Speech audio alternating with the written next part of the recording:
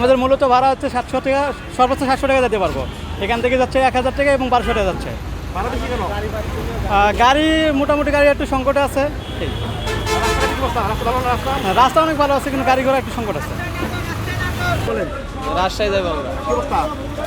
এখন ভাড়া বেশি, কি করবো? কতটা ভাড়া কত যাচ্ছে? ভাড়া ডবল। কোথায় যাচ্ছেন? নাটোরে। গাড়ি পাইছেন? না, গাড়ি পান না কেন? ভাড়া বেশি। কত টাকা ভাড়া কত যাচ্ছে? 800। নাটোর সিংড়া, কিন্তু আমাদের ভাড়া চাচ্ছে 800 টাকা করে। ভাড়া এখন আমাদের ছিল হলো 300-400 টাকা, ভাড়া ডবল যাচ্ছে। তারপরে ধরেন সিট অত পাওয়া যাচ্ছে না।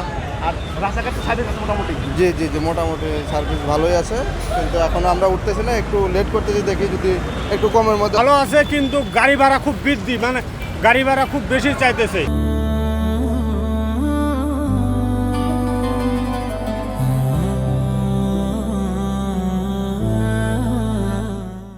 রাস্তাঘাট ভালো আছে, গতবারের চেয়ে অনেক সুন্দর আছে, কিন্তু ভাড়া বৃদ্ধি চাইতেছে। কারণ আমরা চাইতেছে আমরা যখন অল্প টাকার মধ্যে যেতে পারি, কিন্তু না, ওরা জোর করে চাইতেছে বেশি। গাড়ি আমরা যাইতে পারতেছি না।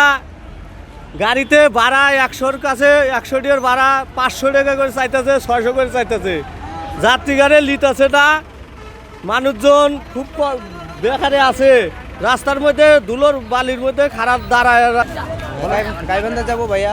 পরে ভাড়া কি অবস্থা? ভাড়া তো অনেক বেশি যাইতেছে, 1200 টাকা যাইতেছে। কত টাকা ভাড়া কত যাচ্ছে?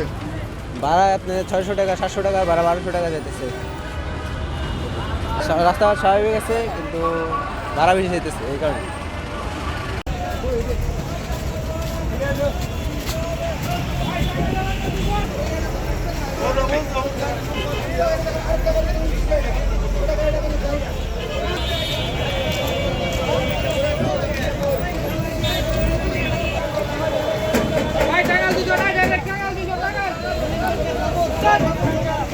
ডাইরেক্ট টাঙ্গাল